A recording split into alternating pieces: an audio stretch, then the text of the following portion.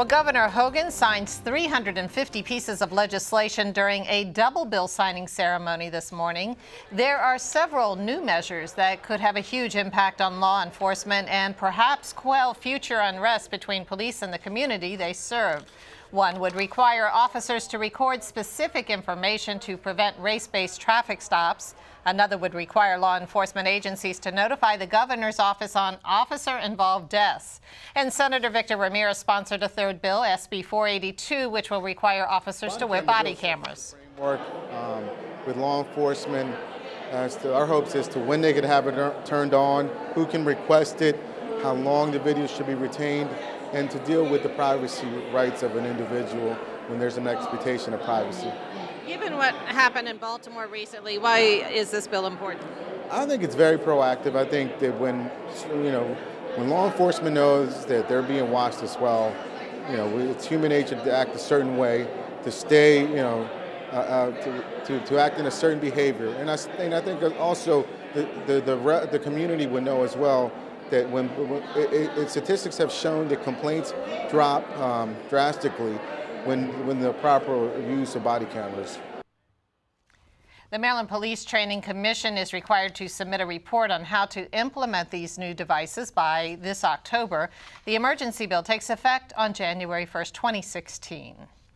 Well, it's estimated that about 1 million Marylanders could get a new lease on life with a series of new bills that were signed into law today. One, called the Second Chance Act, allows a person to shield court and police records for misdemeanors 3 years after the person satisfies the sentence. We're looking at the Second Chance Act, so that say a person commits a petty shoplifting somewhere along the way. If they're off probation and more than 3 years have passed, they can ask that to be shielded. They can only do it one time in their lifetime, and they can't have any other pending charges at the same time. So we're looking at a lot of ways to bring people back into society. A second bill would allow people to expunge any non-prosecuted cases from their criminal record.